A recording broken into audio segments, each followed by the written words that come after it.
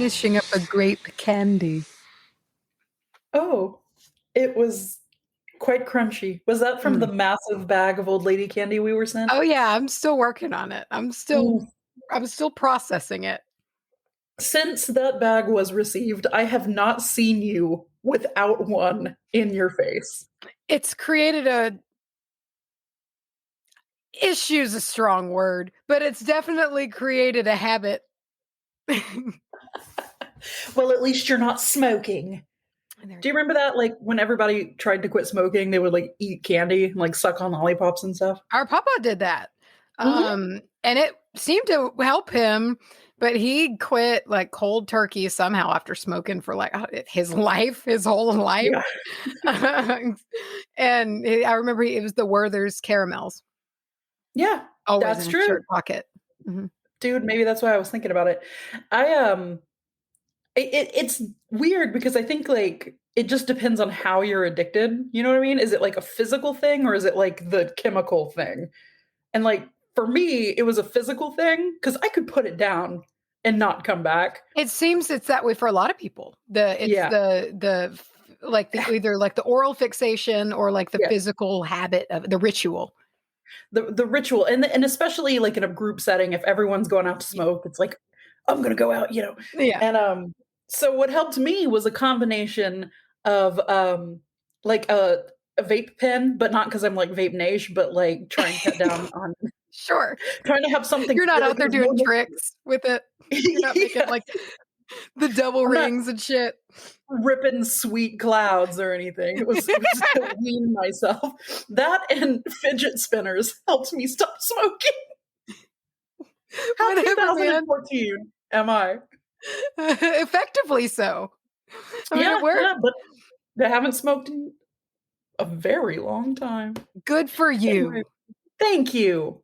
Don't you like how I parlayed your candy addiction into me? Into something about me? Some self-congratulation. It's okay. Yeah. It's okay, Mace. Sometimes everyone needs some self-congratulations. Yeah. I feel like you're just working your way up for Leo season. Like it doesn't matter that it's in fucking August. You're just already now that it's like the sun is out and we're in the solar half and I just feel like it's just starting now. It starts now. Yeah, the other day Kim said something to me and she was like, sorry that I keep writing you or something like that. She's like, but it's tourist season and I feel like I can't. I can hear her saying that in my ears. Dude, I love Taurus season. I remember last year. I do too. You can't not. And last year Taurus season rolled around and it took me by surprise. And it also just correlates with this is the best time of year. And it's just like, there's so much promise, especially in this hemisphere. Like it's spring. My garden is boisting with all kinds of goodies. And it's like my tomatoes are like 6 inches tall now. And I planted those fuckers from seeds. So it's just like shit's happening, you know? And buds are swelling. They are. I clipped my first calendula today. Big bloom, clipped it. And so it's like, I'm going to get it all nice and bushy so I can get jars of calendula. It's just the best time of year. And I just, with the grounding energy of it all and Taurus just being like, you know what? You enjoy this time of year. You enjoy this time of year because you love it. And it just, it's great. And get some good food in you, you know? Get some good early spring food in your body. Also, I saw your thirst trap picture that you put up on Instagram. And I just want to say, what kind of leaf was that? Because it was. Did I have clothes on under it? Or didn't I? I absolutely knew that you didn't. I didn't. No, I didn't.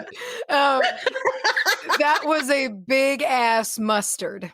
Japanese red mustard leaf. Yeah. Yeah. Did your DMs get greasy after that? I didn't check. Good. Yeah.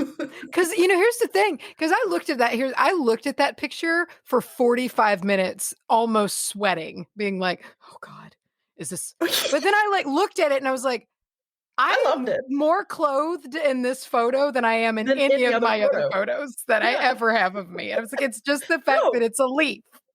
I thought it was fucking cool, dude.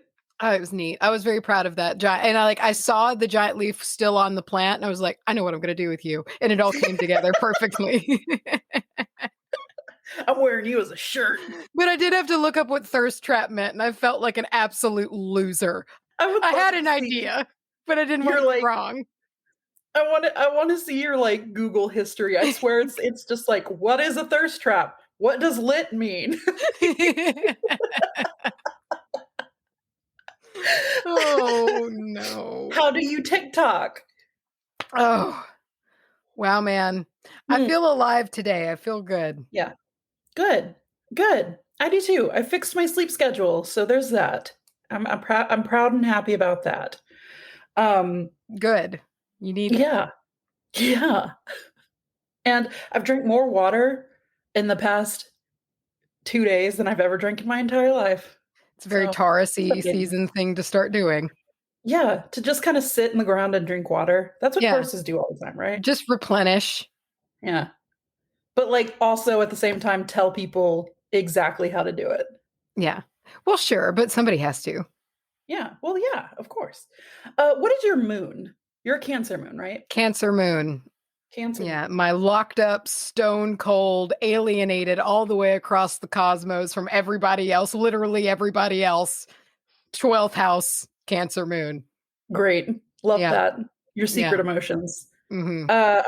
I'm a Taurus moon, and I don't really know how to incorporate that into this season. And frankly, Taurus season might be over. Wait, when does Taurus season? No, it just started. It just started like a week ago, I think. I'm pretty sure.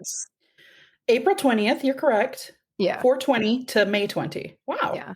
Yeah, because I remember I went to dude, I really was feeling it. It's technically the second day, I guess, of Taurus season, but I got my new Fabletics outfit in the mail. Oh, hell yeah. And dude, online, it was like, it looked almost like a mustardy kind of gold. And I was like, oh, that's a pretty color. Like, I didn't realize this shit's like metallic. I look like a golden statue. And like, I put it on and it has the matching top. So it is all gold, like head to toe, all gold. And I just looked in the mirror and I was just like, happy fucking Taurus season. And I just like, oh dude, I've worn it a couple times and every time I'm just like, dude, I feel so good in this golden ass outfit. It just has so much psychological power over me to wear and like look and just see yourself gilded completely. So, okay, I want to parlay this into a conversation, but maybe it's a conversation we stick in the middle or the end of the episode because I feel like we should get started on topics. However, I would love to talk about how we just as a society could dress according to this like season. And I don't mean like the season winter, spring. I mean like Taurus season. Yeah. Aquarius season. I think it's a real missed opportunity. Like we should do that. That'd be a good Patreon bonus episode. Dude, I could talk about that for days. Dude, I'm writing it down. Okay. So we don't forget. Dressing to the season. And then I'm going to put Leo so I know it's okay. All right, cool. Anywho, what are we talking about today? Yes, I picked Leo. I'm talking about fennel. Oh. Yeah. I'm continuing on my vegetable crusade and we're stopping by in Fennel Town. Great. Great. Ours go hand in hand, at least taste-wise, because I'm doing Chervil. Talking about Chervil today. What is that? Well, I'll tell you, Mace. It's the whole episode. It's the whole segment. I have no idea what that is. You know what's crazy is I really didn't either. And I was looking. I was like, I feel like doing something kind of, for lack of a better term, basic. Like, so I like looked into the most common herbs that people have in their kitchen. There's stuff like rosemary and thyme and blah blah blah. And Chervil was one of them. And I've seen that a million times, but I don't have any clue what it is. I don't have any in my kitchen. So I thought it would be a good time to not only talk about it, but to learn about it. And it's an herby, bushy type dude. But I say that it goes hand in hand because it's got a licorice, anisey, fennel-y taste and smell to it, which, I'm not about, but I know you are. I am. I You do love really it. am.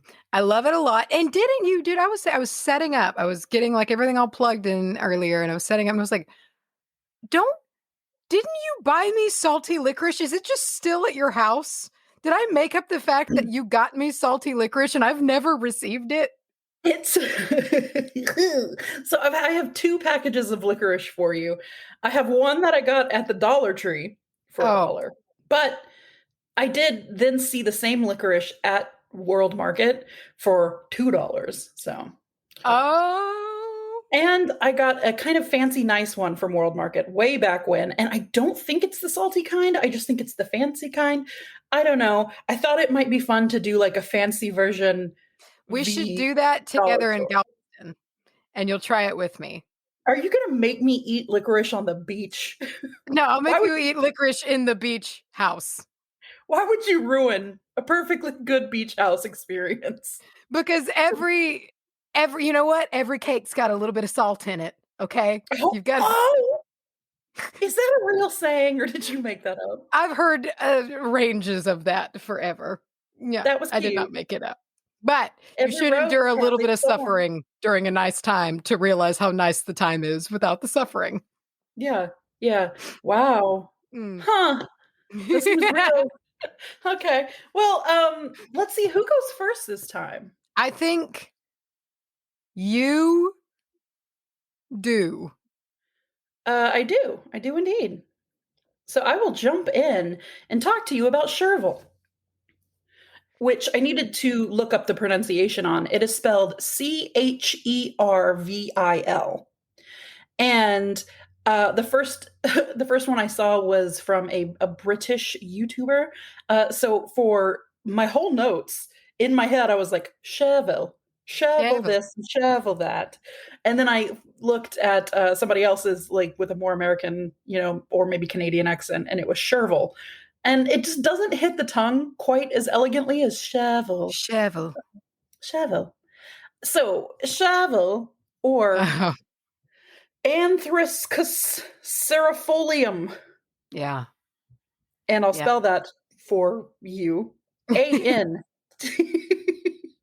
Anthrascuscerifolium. Wow. Just in case you're wanting to know how to spell it. So you make sure you get your hands on the right stuff. Now, the planetary association here is Jupiter.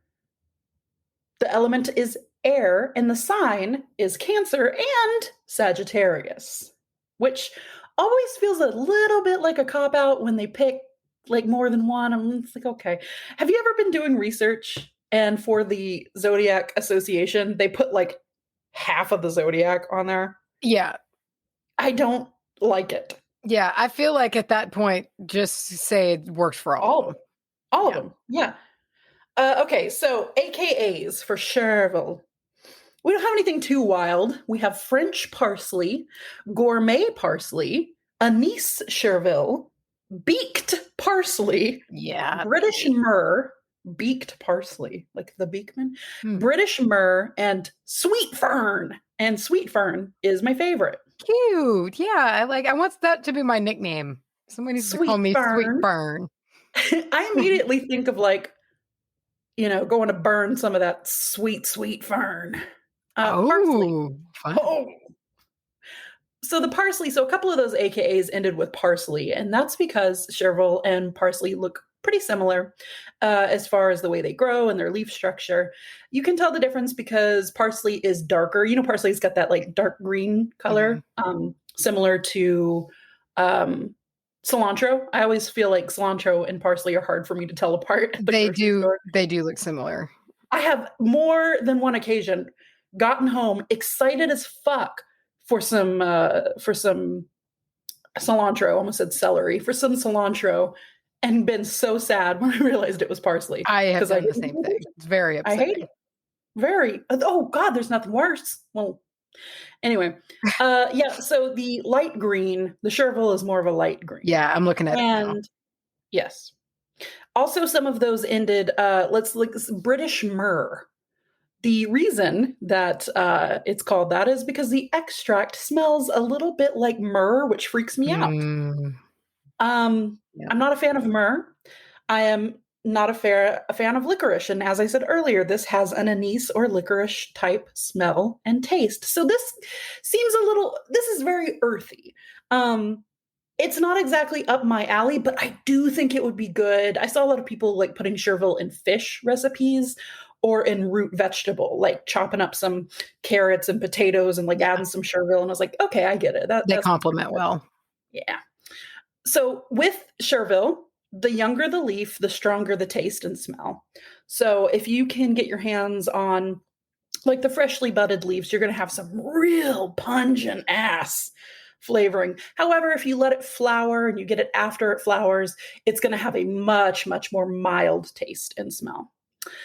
All parts of the plant are edible. The leaves are often used as herb, and the roots are often used, or actually they're often like cooked up and served as a vegetable, if that makes sense. Mm-hmm. Like, I don't know, like I just think of like spaghetti. Like, you know, those like fake spaghettis, like zucchini spaghetti and shit like that. Oh yeah, like spaghetti squash, and then like the pasta. Yeah, where you do like the zucchini, and fake spaghetti. Yeah, you know what I mean. So, as a warning, chervil has, in some people, caused a little bit of sensitivity. You know, most plants will cause sensitivity in a small portion of people. You know what I mean? Even if it's safe to eat. I just wanted to put it out there that, you know, maybe do a little test patch before you put it on your skin. Make sure you're not allergic before you eat it. So the name chervil comes from the Greek for leaves of joy. How precious. Cute. Leaves of joy. Once believed to be an herb of youth. This was touted as a fountain of youth. Chervil was popular in skincare. Knowing what we know now, we know that it is full of vitamins and all kinds of good stuff for the skin. So for the same reason, the ancient Romans would use it for eye infections. And it worked. Dude, just saying eye infections. We've got a bit of crossover there. Ooh. Mm-hmm. Huh. Gross. And it worked. It really did work for eye infections because it's chock full of vitamin A and vitamin C and some other stuff that you need for not only infections, but like eye health and shit like that. And chervil was one of the 4 classic herbs used in French cookery: chives, parsley, tarragon, and chervil. Tarragon. Tarragon. Medically. What is tarragon? Do you know what tarragon is? Do you know what tarragon is? We've done an episode on tarragon. Have we? I had to look it up too. Okay. Damn. Yeah, no, dude, hold on. I was surprised, and it was funny because I looked it up because I was like, have we actually done tarragon? Because I don't know that much about it. And I looked it up, and it was my fucking topic too. Dude, I'm that way on about 30% of them. Like a lot of the ones we did during COVID, I flat ass do not remember.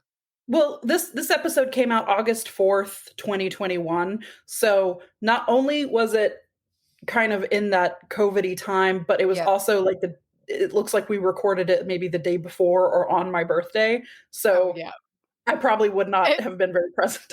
Yeah. Yeah. I was ready to go drink. Okay, so mundane and medically, it was Nicholas Culpepper who believed, it was Nicholas Culpepper who said, chervil does much to please the warm and old cold stomach. I know exactly what he means. What is an old stomach? I don't know. That was not clear. For medical advice, I find that to be quite vague. Nicholas Culpepper was an interesting one. And I got kind of sidetracked doing my notes, looking up just him and his life and things. And I would really like to do a whole segment just talking about Nicholas Culpepper. We should just do an episode dedicated to the pepper. Yeah, I think he deserves it. Interesting life. I've got a lot of him in my topic today too. Do you? Oh yeah. Oh yeah. He is thick in this episode. You know, he died at 37. A youngin'. Yeah, just a young boy. Granted, I Maybe don't it's know because when he he was lived. just That might have been like could have been good. old as fuck. Yeah, that might have been a good long life. Yeah, yeah. All right. I just assumed he died early because he was shoving all these herbs that cured his old stomach down his throat. But Old stomach. anyway, despite us kind of picking on him, there was wisdom there because Chervil has long been used in teas and infusions to treat issues of an upset digestion and many other internal organ problems like the liver and the kidneys. It has been used to treat ulcers and inflammation, just kind of in general, likely because of the high levels of antioxidants. It also holds diuretic, expectorant, and anti-inflammatory properties. So colds, allergies, sinus issues, things like that, they all like a bit of Chervil. Typically, it seems to encourage not typically. God, I can't read. What is wrong with me? Topically, it seems to encourage rapid cell turnover. So issues such as eczema, minor wounds. Are you laughing at me? That was such a violent reaction to such a small stutter.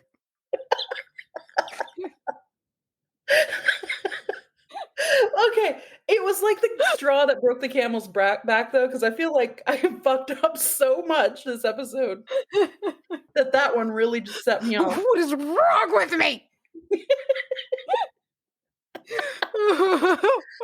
Oh, fuck. Okay. Okay. Topically, it encourages rapid cell turnover. So, eczema, minor wounds, light infections, they all benefit from a poultice of Chervil. Those with arthritis. Those with arthritis and joint pain also swear by a topical application of Chervil in poultice or salve form. And last but not least, the ancients really knew their stuff because it did indeed make a great eye wash for those suffering from itchy or swollen eyes. And I've got a recipe for you. This comes from thepickandtree.com. They say in various folk medicines, Chervil was used as an eye wash to refresh the eyes. Chervil was also made into a tea and ingested to reduce I almost said reproduce blood pressure. To reduce blood pressure. The active parts of Chervil also include its volatile oil, which has a smell similar to myrrh. It's rich in bioflavonoids, vitamin C. As with most herbs, Chervil is an aid for digestion. When brewed into a tea, it can be used as a soothing eye wash. Here you go. It's 1 cup of boiling water over 1 tablespoon of freshly chopped Chervil. And let this steep for 20 minutes. Be sure to cover this to keep in all the volatile oils. Volatile oils just sounds like it's going to burn your eyes off. Yeah, it does. When cool, that's very important. When cool, moisten a cotton ball with some of the mixture and place over the closed eyes for 10 minutes. Definitely refreshing. I was just assuming you just put it in your eye. It's an eye wash. Just like pour it over your eyeballs. Yeah, that's what I would do. It seems like that is what I want. On the days that my allergies are bad, my eyes just are wash it out. Shut. Yeah, that's what I do. I'll just do it with water sometimes. And I've started doing that in the morning. It's like an Ayurvedic morning thing. And I'll just like splash water into my eyes and like blink them and move them around. And my eyes don't swell shut as much anymore. I like that in the morning. Also, I don't have this like a problem with swelling. Like usually I don't have like a allergy or anything like swelling eye problem. But like I get this is gross. I get very gunky eyed in the morning. You know what I mean? You know what I'm talking about? It feels good to just wash your eyes in the morning. Washes them out. Yeah. So add some Chervil to that, and it's anti-inflammatory and all that shit. And I imagine you can do whatever you want. Cotton ball. Can you put it in your Yeah. Do whatever. Put it in your eyes. Metaphysically.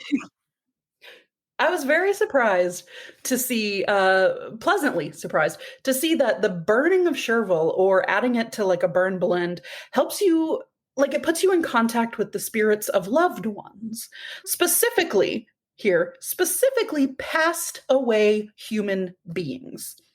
which was nice to see because a lot of the times when we're talking about herbs that will connect you to the other side, we're talking about like the divine in general. Mm. And that's lovely. That's cool. That's great. But it is such a broad topic that you never really know who you could be talking to. I don't mean that in a scary way. Like, I don't mean like, oh, it's spooky. It's just harder to pinpoint. It's harder to pinpoint. It could be like, is it guides? Is it elementals? Is it deities? This is more targeted to help you speak with the ones that we knew in life or were at least closer to the human experience. So yeah. It also represents youth. So if you remember the fountain of youth thing from before, it might sound kind of silly being like, oh my gosh, people used to believe that this was a fountain of youth. Haha, they're dumb. But if you think about it, even today, if a face cream like comes out, like a new face cream, how many times have you seen that marketed that way? Like I have seen fountain of youth used so many times across skincare and stuff like that. So I think it's probably a similar situation. But once again, they knew what they were talking about because they just knew that they put it on their skin and their skin looked more hydrated. It looked healthy. It looked all of these things that you associate with youth because it did encourage that cell turnover. And it kind of helped to release or bring forth the newer, fresher skin cells to look a way that we associate with our younger skin. But because of that, it does have a reputation for standing in spell work for longevity or even immortality. Oh, it can be, for all those immortality spells you're doing. It can also be used to represent things that are immortal, such as the divine. So that is Chervil in a nutshell. There's not a whole lot crazy to it. I love that it connects you to dead humans. I love that. I love that. Love that. A dead human. I love a dead human. Sorry, I had a whole fantasy where that was a t-shirt. And then I watched you leave. I watched you leave the conversation. I watched your eyes go dim and you left. Yeah, I had a whole fantasy where that was a t-shirt, but then somebody got mad because it said I love a dead human. So I don't know. So that's Chervil. No. Thanks. I liked it. Good. I'm glad. I can't wait to see the crossover between it and Fennel. All right. And before we roll in to the next, I don't know, topic. That's what we call them. Topic. We have an ad. We have an advertiser, a return advertiser. And that makes me happy. I like the return. When we get a return, somebody comes back for more. Yeah. And I am particularly smitten with today's sponsor. We're talking about Skyclad Apothecary. And so we did a review ad for them. I think it was a couple of months ago now. And I really, my feelings have not waned. And have, in fact, they have only improved because there's like, this is just like kind of off topic, but there's a really great social media presence with them. I really, really like, I just really like that. I've learned a lot. Like, it's a fun account to follow and whatnot. And it's just kind of neat to see, like, they'll put up like videos of packing the orders and they're so satisfying, like to see it all get weighed out and get it all. It's super. I'm really a big fan of the no waste thing. So we're going to talk to you about them today. Are you following them on what are you following them on that you see on Instagram? On Instagram? Yeah, I see her a lot on TikTok. I'll be scrolling through and I'll come through and I'll just see big jars of stuff. And I'm like, oh yeah, I know who this is. So they are advertising because they are running a sale going on. So this is directly from Lindsay over at Skyclad Apothecary. Do you have a witchy mom or partner or want to receive a witchy gift for Mother's Day this year? Give them the gift of a stocked and organized apothecary cabinet or tea cupboard or spice rack or medicine cabinet or ledge by the bathtub. With Skyclad Apothecary's single ingredient, zero waste apothecary products, we offer butters, carrier oils, carrier liquids, clays, herbs, powders, salts, spices, and waxes. So the mom in your life can create and enjoy everything they dream of. And that was something that's something I really want to touch on, because getting ginormous, like these are like, I don't know how big these jars are, like 24 or 36. I think they're like the 36-ounce jars. Some of them, they're very large. And getting a giant jar of like shea butter that's a jar of possibility. Like when you get a quantity that big, you're just like, I could make lotion, I could make soap, I could make skin salves, like I could do anything. And it's just pure, clean shea butter, simple packaging, a badass jar with a screw top lid that you can reuse 1,000,000 times. Like it's just, it feels like tools you're supposed to unscrew and dunk some out and then put the lid on and put it back on. You know, it just makes you want to create. Oh, for sure, for sure. And that's what I love about the bulk aspect of this. You know, I love to get, you know, smaller quantities of things to try them out, but they feel so precious when they're very small. But this, like you said, the bulk sizing, it spurs creativity. And that's when I'm really fired up about witchcraft. Yeah, there's not that sense of scarcity. You can just really go for it. And if you do like, they do have all different sizes. Like if you like to get smaller ounce quantities, they have those in the smaller jars, and they've added 7 new ingredients since we last talked about them. So now they have calendula, chamomile, catnip, elderberries, mugwort, mullein, and raspberry leaf. And I wanted to touch on that because this is part of their super, super cool, like community ask thing that they've got going on. And if you go to Skyclad Apothecary, if you follow them on TikTok, it's in the pinned posts where you can like request things and then people can vote. And that's how they get their idea of what they want to do next. So it's a very community driven aspect. That combined with like the zero waste and just the bulk. And the like simple packaging that's reusable, it all combines to be stuff that like, I don't know, we're super about here. But back to the Mother's Day special. So they'll be running a Mother's Day discount code, but the Beans discount code of witchbitch15 will always be a better deal. Yeah. The shop is at skycladapothecary.com. And please check out the socials as well at Skyclad Apothecary, especially on TikTok, but also on Instagram and Pinterest. For anyone looking to show some love, but you're unable to purchase at this time, it goes a long way to like, share, copy, repost, and generally interact with the social media to encourage the algorithm to show the products to the folks who want them. And I want to second that. That's very true. Yeah. Very, very true. You know, sometimes it seems like the only way to support a brand is, you know, monetarily, and you can't do that. But the sharing and the liking and all the things goes a really long way. I also want to add reviews into that because I know you can leave reviews for their stuff. And to kind of head up, I just want to point out that they are now offering one of each categories, like one of each collections.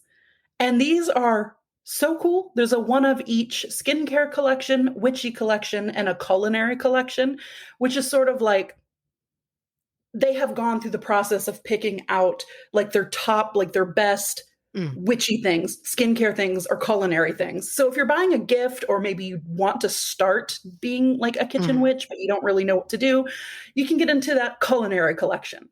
Or if you want to start doing your own like skincare at home, healthy skincare, like you can go with the skincare collection option. I think that's very cool. And again, you can hit up that code witchbitch15 for 15% off. That's no small chunk. 15%. Pretty lit. And you can get yourself all kinds of stuff. Check them out at skycladapothecary.com. They're at Skyclad Apothecary on TikTok. Same thing. I did it too. Skyclad Apothecary on TikTok and also on Instagram and Pinterest. So just check them out. Support a witchy small business. And it's great. It's no waste, which is something to aspire to. And you get great packaging that you can reuse. They have super cute branding. I love the look of their stuff, and I love their logo so much. Oh yeah, no, I love it.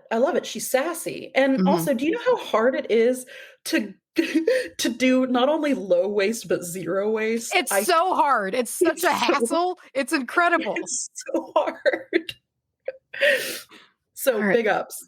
So anyway, that's one more time. Skycladapothecary.com. Get yourself some stock your cabinets. Stock your cabinets, everybody. Which bitch 15?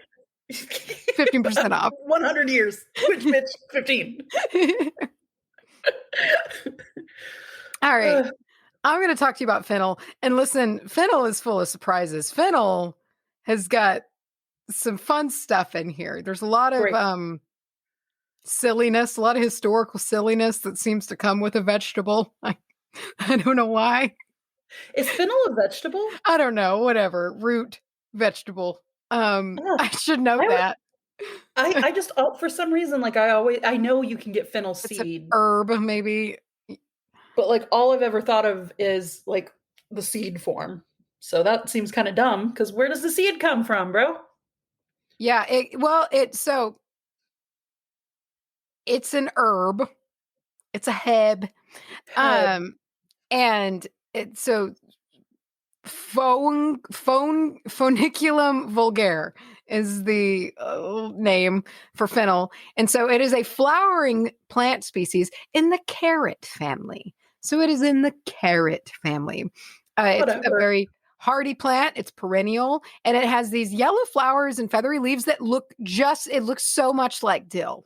It looks so much like dill. Really. I'm Googling it. And like the leaves look like dill, the blooms look like God, I can't talk either. Dill, the stalks it just looks like a big ass dill plant. Some of them get really big, like 8 feet tall or 2.5 meters in height. They're really big guys. It's got one of those cool bulbs. It does, yeah. Like a multi-sprout bulb.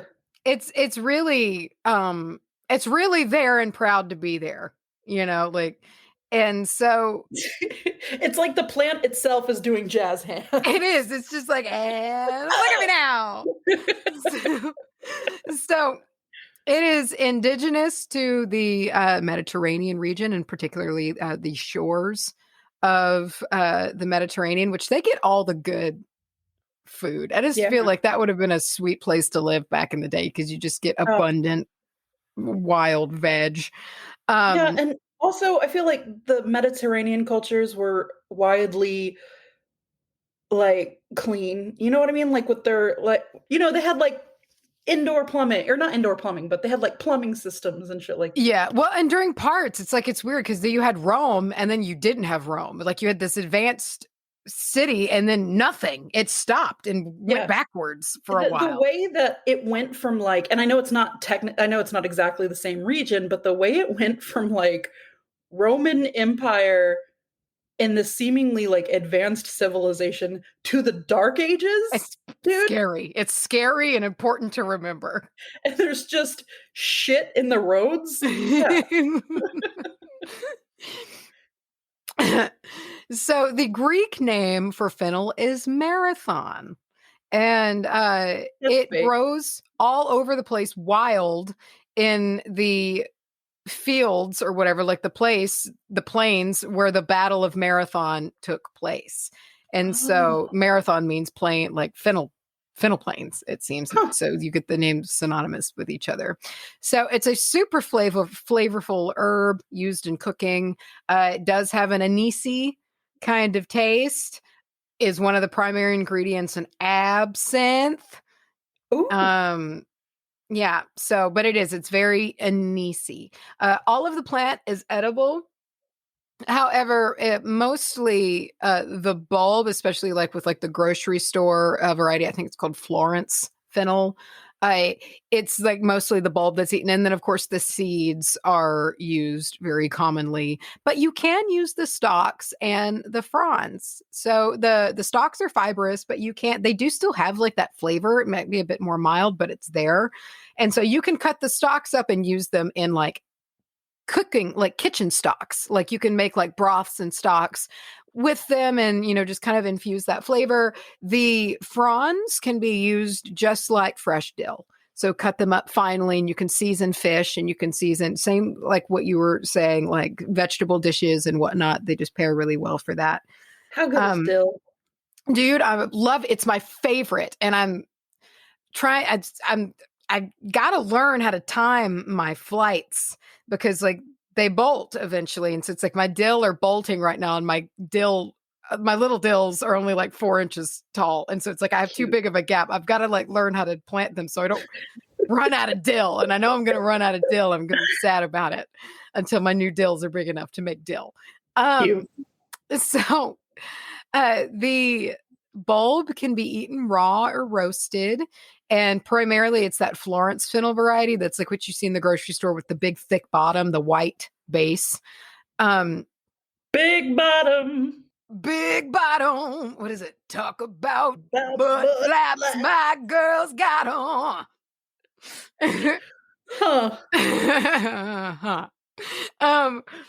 It's not a good one though. That Florence variety is not good for getting seeds out of really because you don't want to eat the bulb when it's like 2 years old and kind of not as like tender. And so it's usually harvested before it goes to seed, before it matures. So people insert the Gordon Ramsay meme where he's just like, so tender. Your little lip smacks kill me, dude.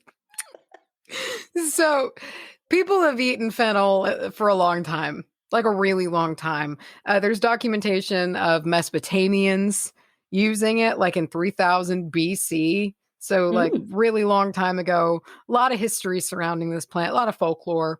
And it seems like there was one of the first like well-documented writings is Pliny the Elder. And he wrote the below, and this is in book 8 of his natural history. And this isn't actual. I don't think this is true. I don't think any of this is true, but it's a really funny visual.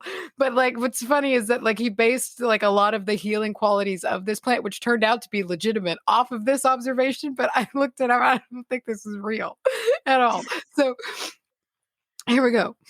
When a snake's body gets covered with a skin owing to its winter inactivity, it sloughs this hindrance to its movement by means of fennel sap and comes out all glossy for spring. But it begins the process at its head and takes at least 24 hours to do it, folding the skin backwards so that what was the inner side of it becomes the outside. Moreover, as its sight is obscured by its hibernation, it anoints and revives its eyes by rubbing itself against a fennel plant. But if its scales have become numbed, it scratches itself on the spiny leaves of a juniper. A large snake quenches its spring nausea with the juice of a wild lettuce. Spring nausea. I don't think any of that's true. I looked it up. I went to multiple snake forums and read it. You know what? It's possible, but also I think back in the day you could just say shit about plants. Just say whatever. How does why does the snake have nausea in the spring? It's very snake heavy lore. I don't get it. It's hard to imagine their little mouths eating a lettuce. So it has to quench its spring nausea. Listen, I've got more. So in 1842, Longfellow, in his poem The Goblet of Life, where he wrote a lot about fennel in that, and he mentions, so fennel also has ties to, dude, our topics are very similar, has ties to eyesight, which I might have mentioned already, but like seriously. And so its abilities to strengthen the eyesight. So here we go. Above the lower plants, it towers, the fennel with its yellow flowers.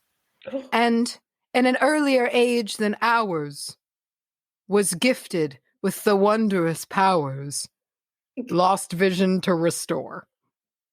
No rhyme. I feel like he's going to end is jarring, and it might fit in elsewhere, but just out of context, I was like, that's like a whiplashy ending. I'm not. It just slapped me around. I'm not ready for that. You know when Sam stands up to give his like poem about Gandalf? And he kind of peters out at the end. That's what that feels like to me. Yeah, I've read it and was just like, what? Oh, okay, I guess. All right. Yeah, so, that and the snake stuff, sure. Fennel has been used forever as a medicinal plant, from Greeks, Romans to Nicholas Culpepper. Yeah, And so there are lots of writings on that. So for one, we have fennel leaves or seeds boiled in barley water increases the quantity of breast milk in nursing mothers and improves the quality wholesomeness of the milk. Wholesomeness. Preparations of fennel leaves, seeds, and roots mixed with water or prepared with broth will make fat persons lean. And decoctions. Stop! Quit it! Stop it! Shut the fuck up! Hold on.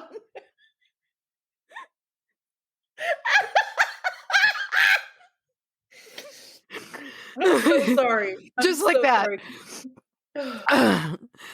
And decoctions of fennel seeds dripped into the eyes will cleanse away mists and films that hinder eyesight.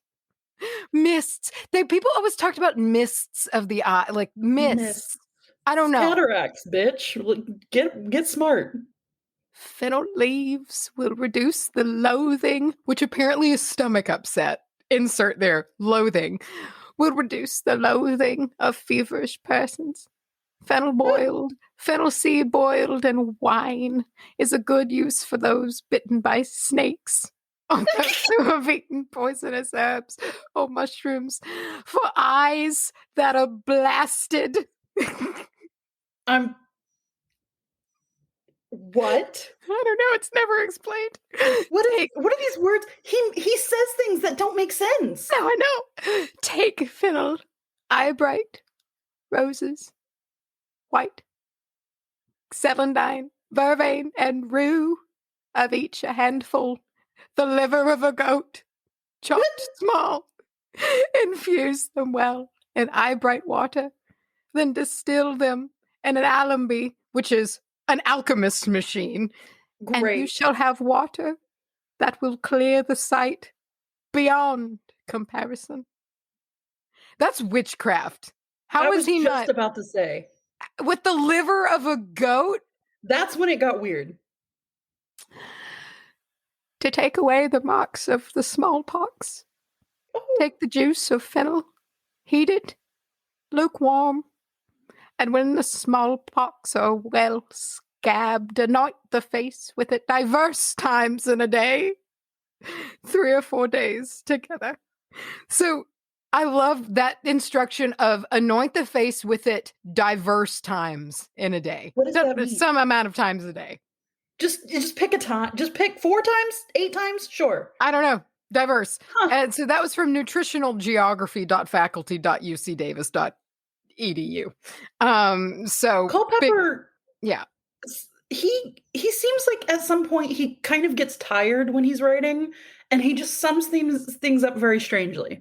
Like he's giving explicit directions about goats of livers, and then he's like, just put it on your face, I don't know, a number of times. Very vague. He just peters out. It's weird. So that said, there is a fair amount of evidence, or at least folk evidence for sure, and then in some cases some scientific evidence supporting validity of some of these claims, especially the vision stuff and breast milk production. Which, side note, I don't think, would you drink your own breast milk if you were to produce any? I would do it in a heartbeat. I almost would, like, if it wasn't for the need to like feed the child first, that would be the first thing I would do. It would be like, I'm sampling this first before anybody else because I need to know. I want some of that thick and creamy colostrum. You know, I want to know what it tastes like. So the episode of Friends that always made me annoyed with Ross. Yeah, because it's like, stop being a baby, just lick it. Yeah, try it. We drink from cow nips. Like, I just come on, dude. How weird would it be? Even though it would be more natural and more understandable to, like, say, an alien race that came down, if they saw us selling breast milk in stores, they'd be like, well, yeah. But seeing us sell cow milk and not breast milk must be one of the most sociopath shit. Yeah, very confounding. Aliens, like, yeah. You'd What? We're not going to help these people. We're leaving. Yeah. Let's move on to the next one. Yeah. Let's go somewhere where they drink their own milk. So there have been some studies shown that there does perhaps seem to be an increase in some milk parameters, such as like fat content, infant weight gain, and fennel is a galactagogue. Nope. That's a word. Galactagogue, nope. Which is something that increases production of like breast milk. Galactagogue. That's a real word. I couldn't believe it. I don't accept it. So there does seem to be some stuff there. You can also immerse the very sore boobie in some warm, like a warm infusion of like fennel seeds and marshmallow root, you know, and just kind of let it sit there to help kind of soothe that inflammation. Maybe like follow that with a cabbage leaf. Like I do whatever you've got to do. I can't imagine. Yeah. But can you imagine the relief of like, like a warm compress? Ugh. That was from ncbi.nlm.nih.gov. Okay. I don't know what those mean. I did, but I don't know. I did see, so this was just kind of interesting. This isn't super related to, I mean, it is. You don't want to perhaps like overdo it with doing this to like increase milk production. Like it seems to be generally safe from what I can tell, like a generally recognized as safe remedy. Like, yeah, it's like you can, even a lot of supplements out there include fennel in them, like breast milk, like mother's milk tea, I believe has fennel in it. So it's out there. But there have been a couple, like I think I saw there were 2 reported cases of nursing mothers that were drinking like 2 liters of this tea a day. And 2 liters? Yeah, they were drinking a lot of it. And so the babies started kind of suffering from like these weird symptoms, like there was lethargy, like decreased pain response. Like it's just, they just kind of were not reacting well. They weren't eating. And then they stopped the tea. And then soon after it recovered. So it's like, but that is an extreme case. Like that's a lot. That's like 64 ounces of. Yeah, you could probably drink like 2-3 cups a day and be probably be fine. And of course, like talk to your doctor. It's amazing what all passes through breast milk. It seems like everything, literally everything does. But this one did seem, from what I could tell, like to be generally like an accepted folk remedy. And even beyond that, like supplements and whatnot, you commonly find fennel in it. So fennel has a soothing effect on the stomach and the bowels. If there's upset there, such as gas and bloating, or if it's just like there might be some inflammation down there. It has long been used as a remedy for coughs and colds. It has, where is it? Here we go. It seems to have an ability to work as an expectorant, and it can help expel mucus and whatnot so that it can be cleared away by coughing, just kind of cleared out of the lungs and broken up. There is a fair amount of historical use of fennel as an appetite suppressant. So, okay, hold on. Chervil. I was trying to remember the name. Chervil. I saw that it could be used as an appetite, like stimulant. Huh. Interesting. Anyway, at it again. And so, back in the day, like, and I don't know, they still might do this now. I'm not really sure. But during holy times of fasting or whatnot, like when you weren't supposed to be eating, you could chew fennel seeds to where it eventually like gave them the nickname meetin' seeds. Cause like you'd be meeting up at the church and meetin' seeds. That's really cute. I thought it was cute. And I don't really know the effectiveness of that or anything, and always be careful when you're suppressing your appetite in any fashion. But there is that. So it also seems to be a bit of a buddy for those that possess a uterus or those that possess a menstrual cycle or an ending menstrual cycle even. Mm.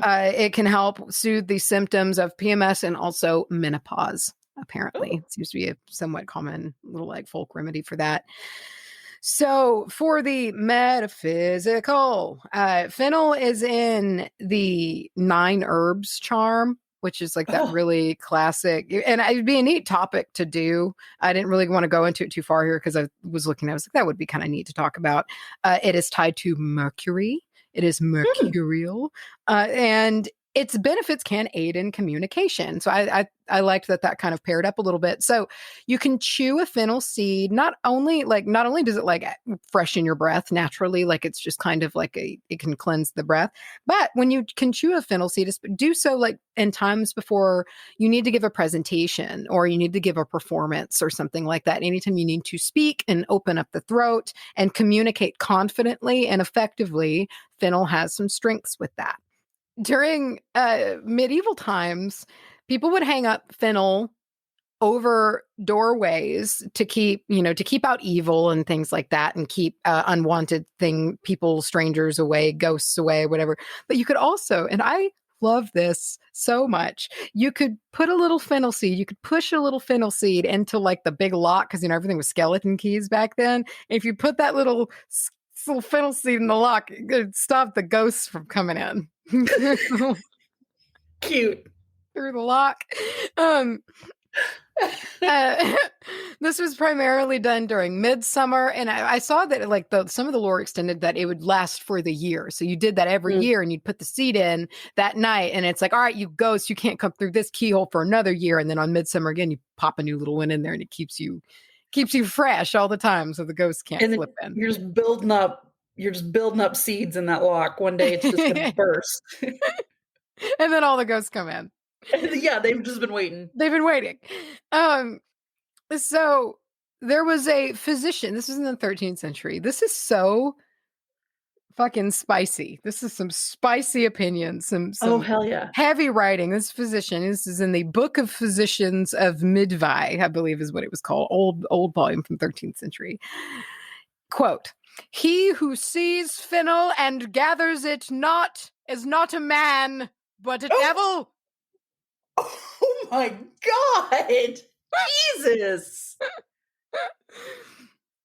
I like this person. I did too. But what was interesting is that like there was also a lot of superstition revolving around fennel, that to plant fennel is to sow your own sorrow. So it was like you need to like pick it wild. If you don't pick it wild, you're the devil. But if you plant it for yourself also, like you're sad sack. You're bringing sorrow. But it's very difficult. It's a hard time to live. All the rules, dude. I meant to put this in the medical part, but I did have this little snippet here. There was a quote. This is from the 15th century. "The juice of fennel put into a man's ears killeth the worms therein." Okay. Hard times to live. Really hard times. Dude, have you ever seen the inside of an ear? There's not much space for a worm to just be partying in there. Like, I assume they like bore into the sides, maybe. What? God, can you imagine just waking up and a worm just crawls out of your ear? I feel like in those times you woke up and a worm crawled out of somewhere every day. Somewhere had worms all the time. And you just hope it's the upper body. Yeah. You definitely probably had lice or some shit. Like, for sure. Oh God, for fleas. Sure. Bed bugs. On you. Yeah. Yeah, dude. Yikes. Ticks in your privates. Yeah. Yeah. I meant to look up how to pronounce this word and I didn't, and I'm sorry, but give it a shot. It's either Tyrsis or Thyrsus. Sorry. Tyrsis or Thyrsus, Thyrusus. So this was a wand, or kind of like, I would use the word staff, made out of giant fennel. So remember, some of these fennel can get like 8 feet tall. They can get really, really big, right? And so this is the stalk of a giant fennel, and all of the leaves have been stripped off, so you just have like the core stalk, big staff, right? Lit. And it could be have like ivy vines hanging off of it, or sometimes they would put like a pine cone up at the top of it, and it really make it kind of like a whole thing. It's a whole like staff, Lit. And it would be carried particularly by followers of Dionysus. Oh, hell yeah, dude. And so... And what's that called? Their sus? Yeah.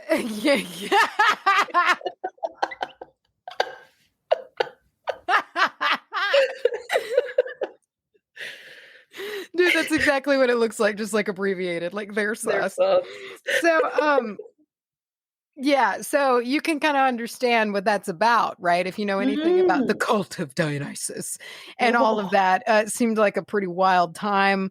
People have used words like hedonistic and things like that to describe it. Yeah. Essentially, it's a big dick staff that wants party. Like that's, and so you could use it for festivals, fertility festivals, Yeah.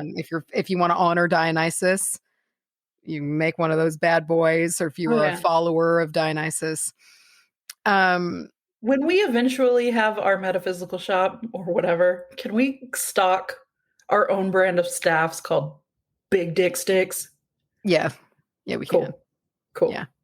Good. Cool. Yeah. Cool. So there is some consideration of fennel being a bit of an aphrodisiac. So I can get that. So I talk all of the time about plants and their appearances mimicking their properties. And I was surprised to not find as much of an aphrodisiac quality as I did. Like I expected like that to be on the list, but it's really, it is, but not as much so as some of the others that I'm going to get into after this. But I mean, to me, it's a giant rod plant that stands up way taller than everything else, shoots all these seeds out of the top in this big fabulous display.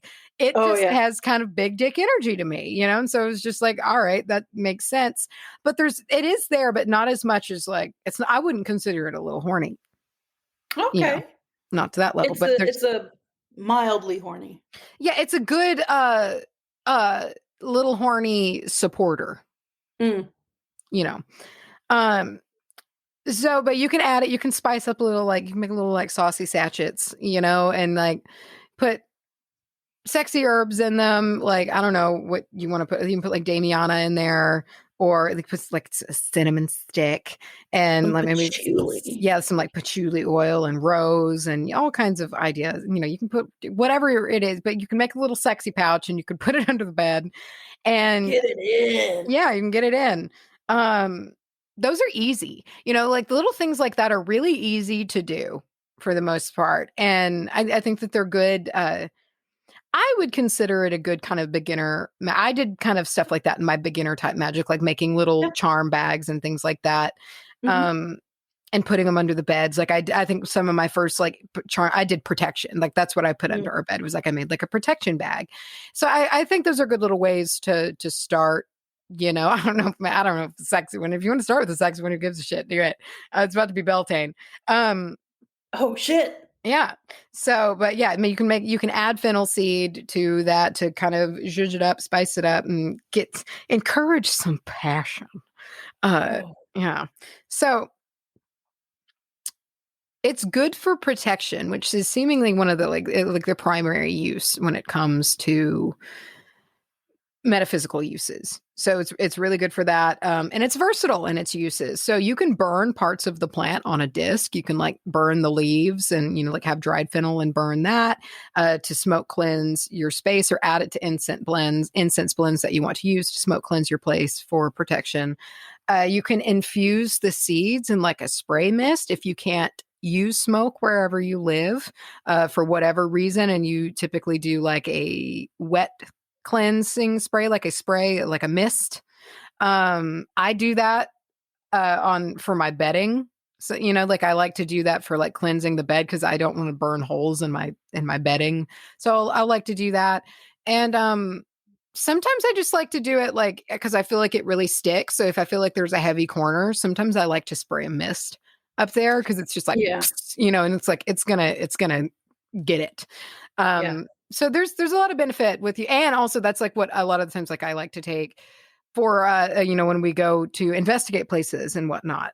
So like like adding things into little herb mist sprays. That's just a very helpful and practical part of witchcraft for me, is making little mists, whether it's a facial mist that you can use on your skin or something to keep away nasties, like, little devils, whatever you can call them, like the devils.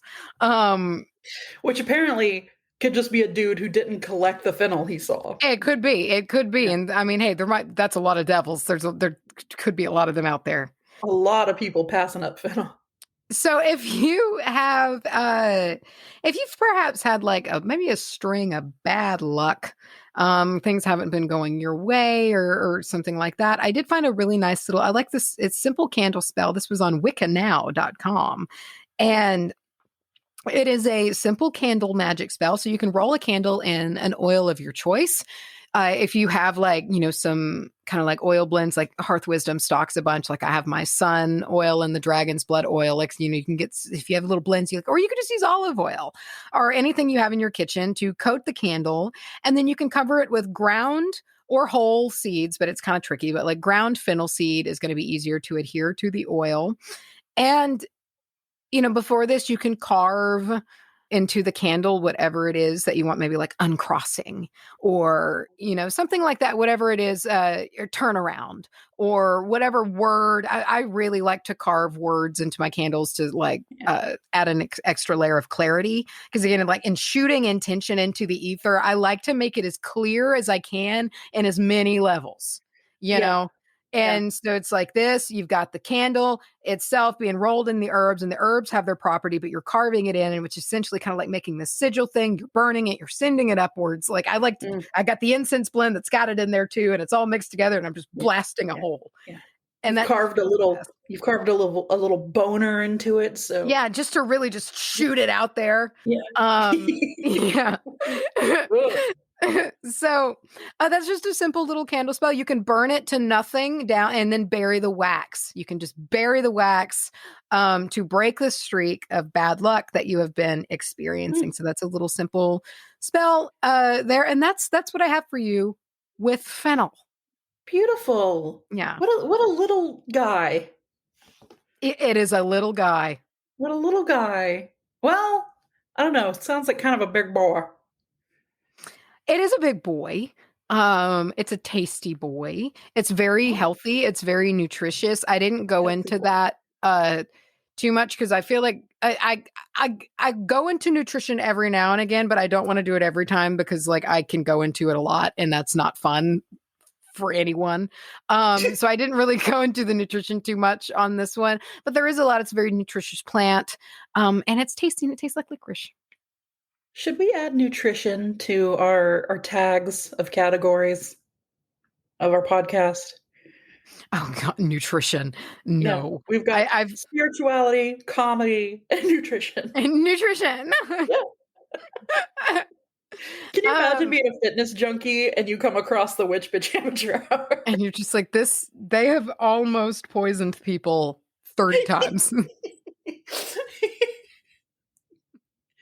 But at the same time, we did talk about that guy who got up in front of the whole town and ate a tomato. So, yeah, I mean, you learned something. I don't know what it's going to be, but you learned something. About nutrition. And speaking of, open your fucking ears, all of you. All of them. Oh, open your ears. Get them wide open. Get them ready to receive what I'm about to tell you. We didn't have a lead up this time because it just didn't happen. But listen, the print is out right now. It's out. I bet you saw the album art. I bet you saw the album art for this show. I know you did. Very green. Oh, it's so good. It's so good. WBAH print shop. The presses are rolling. They're back up and running. I just wanted to say, like, I was thinking about this earlier, and with every print that comes out, either me or Mace, we're like, this is my favorite one. This is my favorite one. Yeah. I want to say the artist themselves has weighed in and said that this is her personal favorite. Yeah. And I know that she's been working on this for a year, because last year the spring print was like very early spring. very snow still on the ground, emerging from. This one is like foliage smack dab middle of spring. Yeah, she started playing with this concept like 9 months ago. Yeah. Like, she's really simmered on this and this character. It's the Green Man. Yeah. And Oh, yeah. yeah, and like, so I mean, it's like there's so much there, and it's such a already kind of a free flowing kind of fluid character and how it just Mm-hmm. appears and whatnot. And I think she captured him exceptionally well. I think it's Mm-hmm. beautiful. I think it is far and away my favorite. It is Oh, so far and away my favorite. Like, I think it is truly one of the prettiest renditions of the Green Man I have ever seen. yeah, yeah, and the Green Man was one of my first loves, if you will, when I Yeah. kinda got into this. I remember talking about him a lot in the early days and seeing him everywhere and just being very, enraptured. So, to see him displayed in this way, of which I've seen many, and to be like, "This is, like, the best one." It is. It's It's it's so gorgeous. it's truly, I know also it was a labor of love, so check it out, wbahprintshop.com, and, show it some love, dude, Green Man. Show it some love. We'd love to know. I can't wait. I always get so excited for print launch day and to see Yeah. people's reactions and whatnot. It's just a good time. These prints really support us. They support Lyra. They support me. They support Charlye. They support the show. Mhm. So it's a real labor of love, and I love this project. I love doing this, and I just can't believe that Lyra is so fucking talented. Yeah, I know. Every time it's like it's just blown away every single time. So, Mhm. yeah, anyway, check it out. Check out the album art. It's there for you to look at it. Yeah. And And these will be running probably for 3 or so weeks. We'll keep you updated. I think we're just gonna run these until after we get back from Galveston, mm, because I don't wanna I'm not shipping prints before Galveston. oh god. So, we'll do it. So, these will probably run until, like, I don't know, 2nd or so week of May. I'll put it on the website. You'll see it. We'll figure it out.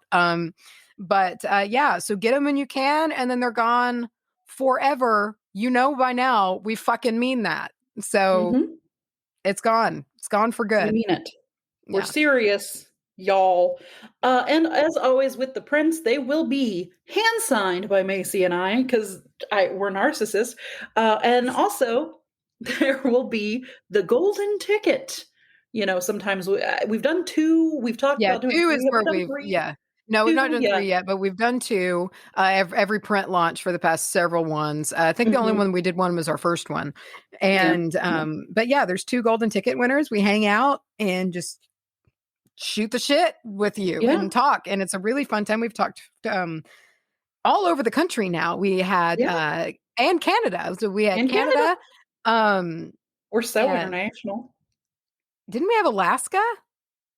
Yes. Yeah, we had Canada and we had Alaska and California and Georgia. And Mm. we're putting our New little pins Jersey. in the map. Yeah. So we've got all kinds of we've talked to all of y'all, and it's super fun. We always really look forward to these. So anyway, hit up the prints. Um Peep how beautiful he is. That's all I have to say about that. All right. Yeah. And as far as other announcements go, join me tomorrow. Twitch, playing a game, twitch.tv/Charlye with a Y. Link is down What are below. you playing? Do you know yet? Is this a I surprise? don't I don't know yet. I don't know yet because I I feel like I want to go in with The Sims because I feel like that's fun, but I also kind of have some other ideas, so we'll see. I'm also working on getting my PC back together, so I'll be able to like really branch out and play that fucking Titanic game that I want to play. Oh, But dude, I can't wait for that. that is absolute top of my list. It's driving me getting my computer set up. It's driving everything Hey, because I want to sometimes you need a play goal. You need a that. star to follow. Yeah, I need a thread to hold on to. But yeah, I'm so setting that's my sights on Twitch. I'm setting my sights on Twitch. I just need to get my shit together. My computer's yeah. not good enough. I know that. It doesn't have it in it, and I don't have like a Switch. So I need to either get a new computer or get a Switch. And so I can have something, because I'm not using this. I just don't think it can handle it, but I don't want to buy a new MacBook yet because they're not releasing the fucking ports on the side again. They said they were going to, and they didn't. So I'm going to wait until Christmas. And if not, then I will maybe cave, but I'm sticking it out. I think it would be really fun to and this is not a promise. This is not something that we're planning. I would love to get you on board, Mace. I think it would be hilarious and wonderful if you and I got together and played some like multiplayer games, such as the Phantom. Oh God, I can never. Phasmophobia. Is that it? I don't know. It's the like ghost hunting game where you hunt ghosts together. Right. I just shit like that I think would be a lot of fun. So we'll iron that all out. Speaking of extra content, join us for surely what is going to be one of the next bonus episodes about dressing up as our seasons, how to dress to the seasons of the Zodiac, over on our Patreon, patreon.com/wbahpodcast. All kinds of extra shit over there. We will be getting those 2 bonus episodes recorded, and they should be out. They should be out within a week. We'll get both of those out on the same day for the $10 and $20 patrons for your bonus listening pleasure. Pleasure. You did a YouTube live. You were able to do a YouTube live. I saw that. Figured it out, dude. Hell yeah, dude. So glad. Yeah. Moving on up, my guy. Yeah. We have an email address where we are once again asking for you to send your EVPs. I'm going to come to your house and find you if you don't send those to us. Yeah. I say it every time and I mean it. I will put my finger in your sleeping mouth. Yeah. I'll stand at the foot of your bed with my mouth open, just looking at you. Yeah. Kind of shake your leg. Yeah. Ew. Oh. Run really quickly from under your bed, like out of the door of your bedroom. Dude, I had a moment of sheer terror the other night. I don't know why this, but like when your adrenaline gets up. So in the middle of the night, for some reason, Gizzy woke us both up with the deepest, and I think she's done this before with howls, but she's never done it with snarls, but I'm almost positive. Oh. She sleeps very deeply, and she sometimes wakes herself up with her dreams. Okay. And she woke up in the middle of the night with like she was tearing somebody's leg off snarls, just like, yeah. And so like we both of us snapped out of bed, didn't know what the fuck was going on, and like Hunter woke up and I woke up and we were just like, what the fuck? And Gizzy's just la, la, la, la, la. And so it's the middle of the night. Oh my God. And just the abruptness of it like flipped on my like adrenaline response, And so of course I didn't go to sleep for like ever after that happened, because it was just like a lot. And of course she was just on her bed looking up at us and she's like, you bitch. And so but anyway, I remember like shortly after laying back down into bed, because my paranoia was high. I was just like, oh God, what if tonight's the night like that thing shakes my legs? Because like that's my fear, because all the stories, it's like they shake your legs, and I was just like, I can't handle 2 things happening at once. Yeah. Because that same night, which this was weird, and I did that thing to try and essentially like almost gaslight whoever I'm with when something paranormal happens. I've got to stop it. And so it happened the other night, and Hunter and me were both in the kitchen, and it didn't really freak me out because it was kind of friendly, but like we were about to go to bed. Like it was bedtime, and we were just like filling up water to drink. It was like nighttime glass of water. So we were by the sink and the lights were off, or like very dim. It's a dimmer switch. You got to turn it. It's like a wheel. And so it was very dim. And we just kind of walked in there. And when we were in there, the lights turned on. But again, it's a dimmer switch. It's not a switch. It's like turn it. You got to turn it. And like, I didn't even notice it because I was exhausted. And like the lights just came on. And Hunter was like, wait a minute. The lights just came on. And I was just like, did they? I didn't even notice. He was like, no, the lights just came on. We're both standing here. How did the lights come on? And like, I just kind of was like, you must have turned them on when we came in here, and I just like walked off to bed. I was not awake. I had just been dozing off on the couch, but it came to me later in the middle of the night. I was like, what the fuck was that? Just kind of turn the lights on But for you to that's make how I things felt about it. And I was like, I almost felt like it was a Jorah thing because like he's outside of his dog body and so he's an all-knowing spirit. And so it's like he understands, like, yeah, I'll just flip the switch and turn the lights on. Like as a dog, he might not have, but as like his pure spirit to be like, oh yo, it's dark in here. Here's some light. He's just trying to help you get your bottle of water. But he also might shake your legs at night. So oh God, it was so weird. I don't know. It's like an intrusive thought, but it's just like, oh, you're the last thing I need right now. I don't need this. But that's how you know when you're comfortable with the spirit, when you can essentially be like, not now. Yeah, no, please no. Fucking Dante. Dude, we've had so much trouble with this cat.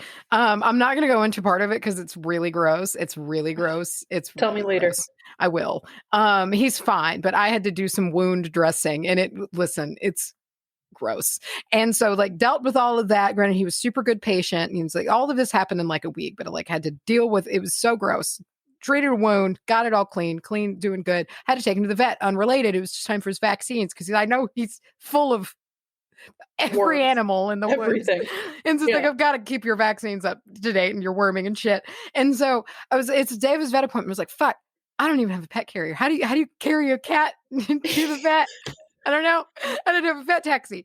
And so, because I don't need one for dogs. And I was like, you know what? I'll put him in like a cardboard box. That's what we brought him home from the animal shelter. Yeah. And I was like, so that's what we'll do. It'll be fine. And so, I put him in the box and it's fine. He settles into the box and he's totally chill. I'm like, all right, this is going to work. This is going to work. So good. And so I put him in the car and I should have remembered this because he really, and I'm glad that he doesn't like them because he avoids them, but like, he doesn't like vehicles. He hates cars. He hates vehicles. He hates delivery trucks. He hates everything like that. He hates vehicles. So I put his box in the car and I turn the car on and it's not a big car. It's a quiet car and turn it on. And I get out of the driveway and I'm driving down the road. And after minutes of silence and calm, like in the movie Alien, he busts out of this box. Fucking on it, man. And so, and I'm driving and I'm also like going to be late for the appointment if I stop. So I'm like, fuck. And so he's like jumping all over the car. And I can't do anything about it. And I'm like, I don't know what to do. And so eventually he just like hides under one of the seats. And I'm like, fine. Okay. So I get to the vet's office and I'm like, they'll have a carrier. It's the vet's office. Like, I'll just carry him in with that. And so I go ask him, and I'm like, do you have a pet carrier? And they're like, no, we don't have a pet carrier. What? And so I somehow, and luckily when he gets scared, he is not a scratcher or a hisser, period. He just goes, he hides, but he goes limp.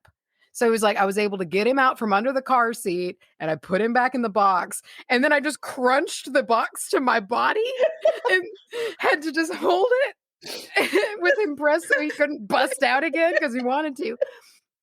And so I get him to the vet's office. And from then on out, it was fine. You know, it was like he was great. He was super great with the vet, didn't hiss. He got all of his shots. You know, I finished treating his head wound. He's healed. And so it was like the day after. It was 420 and I went to our raw milk place to get milk and they're also a bakery and they had these like really delicious looking. I went with mom and we both got blueberry muffins and I was like, yeah, let's get these blueberry muffins. We'll split one tonight. Like that sounds like a nice treat. Hunter, we can split this blueberry muffin. It'll be like dessert. It'll be nice. And so I get home and mom had like, we'd gone plant shopping. And so I like got home. I wasn't home for long and I'd set some plants outside. I was putting my stuff inside. And in the span of minutes, that son of a bitch cat had just taken full bites out of like, he'd eaten a third of this muffin and just like scattered it all over the porch. And I was so upset. He did that on purpose. He absolutely was getting back at you. And he loves carbs. Like it's a real thing with him. It's like a thing, like when he can't get into the house because if he gets into the house, he gets into the pantry and we'll like find corners and holes bitten out of like tortilla packages. Like any bread thing, he will eat through the plastic and he did that. The bread demon. You should put some cardamom in your shit. Little asshole. I was so mad. And like, I just looked at it on the ground forever. And I was just like, this is the thanks that I get. Yeah. I'm keeping you safe, you little dick. I treated your whole head wound and suffered through all of that nastiness for this. Thank you. Can I just say that I would have paid good, handsome money to be driving next to you and witnessed the whole cat fiasco. It was chaos. Cats are so difficult in every capacity. Wow. Well, I'm glad you made it through. Let's wrap up this episode because I want to hear about the gross story with the cat. I'll tell it to you. Great. All right. Yeah. All right. Well, send us your information. Send us your information. Send us your information. Let us steal your identity. Send us your social security number.